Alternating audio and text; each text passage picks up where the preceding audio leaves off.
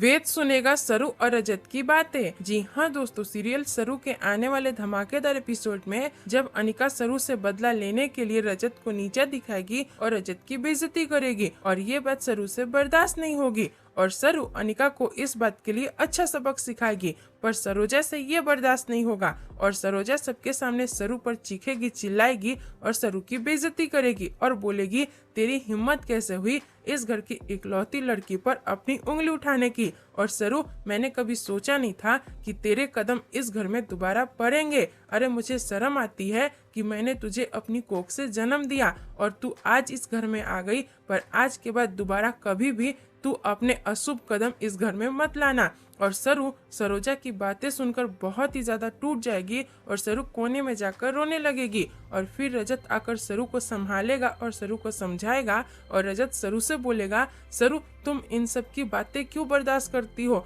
आखिर तुम इन सब से सच्चाई क्यों नहीं बता देती हो कि तुम्हारी खुद की माँ ने अपने पति की जान ले ली अपने ही हाथों और चंद्रकांत के मौत का फायदा उठाकर अनिका ने तुमसे सौदा किया वेद को पाने का। आज तुम वेद से दूर हुई हो, उसकी जिम्मेदार सिर्फ और सिर्फ तुम्हारी माँ है, तुम्हारी मायरी है। और सरू रजत से बोलेगी, अब इन सब बातों का कोई मतलब नहीं है रजत सा। और तब रजत सरू से बोलेगा, अगर तुम इन सब को सच्चाई नहीं बताओगी तो मैं खुद जाकर इन सब से सच्चाई बता दूंगा। पर सरू रजत को रोक लेगी और तभी वेद सरू का पीछा करता हुआ आया होगा और वेद रजत और सरू की सारी बातें सुन लेगा और रजत और सरू की बातें सुनकर वेद को बहुत बड़ा झटका लगेगा और वेद खुद को चोट पहुंचाएगा और वेद को चोट लगता हुआ देखकर सरू वेद के पास जाएगी, पर वेद सरू को रोक देगा और बोलेगा, अब मेरी जिंदगी में क्या होगा इससे तुम्हें कोई मतलब नहीं है। और वेद जानबूझकर सरू को रजत के बाप का केस दे देगा सॉल्व करने के लिए। और वेद के सामने अनिका और सरोजा की सच्चाई आनी चाहिए या नहीं,